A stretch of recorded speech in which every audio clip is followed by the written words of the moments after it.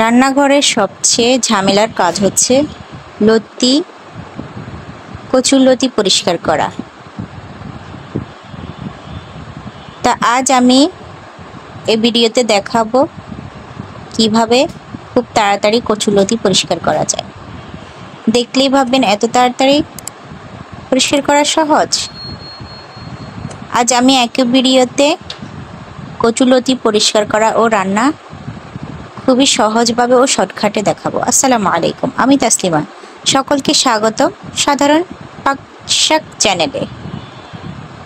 হ্যাঁ, দেখতে পারতেছেন আমি আজ কচুর লতি নিয়ে হাজির হয়েছি পরিষ্কার করা ও রান্না নিয়ে।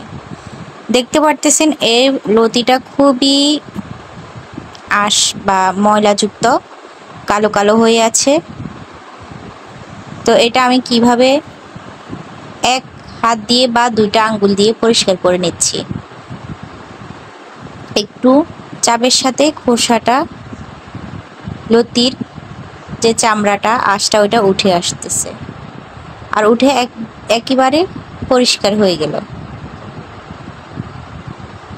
তো এটা টিপস হচ্ছে, আপনারা লতিটা যখন আনবেন বা নিবেন তখন একটু ভিজা থাকে, ভিজা অবস্থায় লতির আঁশটা উঠতে চায় না।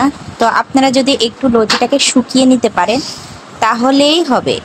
শুকানোর পরে দেখবেন হাতের চাপের সাথে আপনার লতির খোসাটা এভাবেই উঠে চলে আসবে। বিশ্বাস না হলে একবার নিজেরা ট্রাই করবেন। আমি এভাবেই লতিটা নিয়ে থাকি। আমার থেকে খুবই তাড়াতাড়ি আর খুবই সহজ মনে হয়। হালকা হাতের চাপের সাথে পুরো আঁশটা উঠে আসা। আমার কিন্তু এক হাতে ফোন আর এক হাতে আমি লতিটা পরিষ্কার করতেছি। তো যারা আমার এই ভিডিওতে আজকে জয়েন্ট হয়েছো তাদেরকে অসংখ্য ধন্যবাদ। শেষ পর্যন্ত পাশে থাকবেন।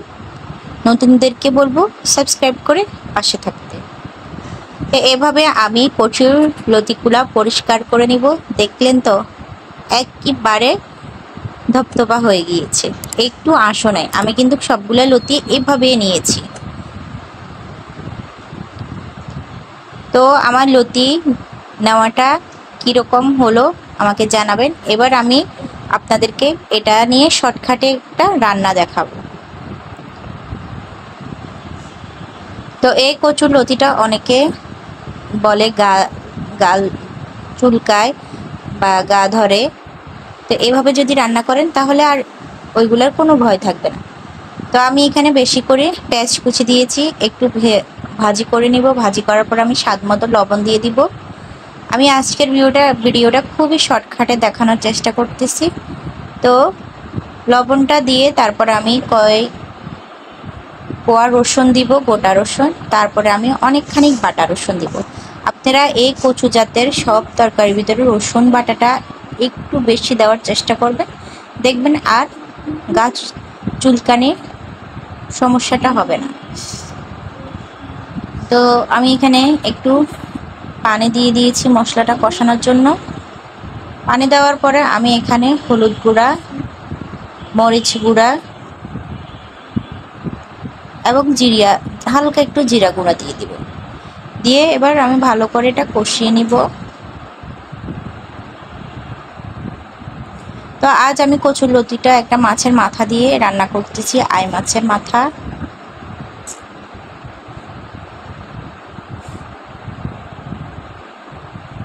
তাই মাথাটা আগে ভাজি করে নিয়েছিলাম। এখন আমি এটার সাথে দিয়ে একটু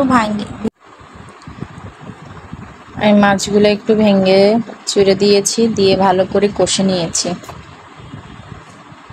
এই অবস্থায় তেল তেল ভাব উঠে এসেছে, তখন আমি কচুর লতিগুলো দিয়ে দিব।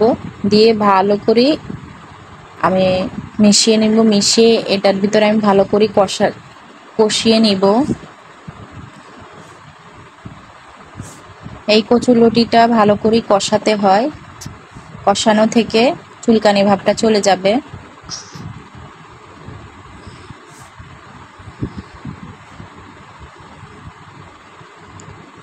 তো আমি ভালো করে কষিয়ে নিয়েছি। নিয়ে এই পর্যায়ে আমি পানি দিয়ে দিয়েছি। পানিটা আমি টেনে একদম ভালো করে তেল ভাব আসা পর্যন্ত এই অবস্থা ধনিয়া পাতা দিয়ে দিব, দিয়ে আমি আর একটু নেড়ে ছেড়ে নামিয়ে নিব। তো দেখতে পারছেন আমি কতটা অল্প সময় কচুরলতিটা রান্না করে ফেলেছি।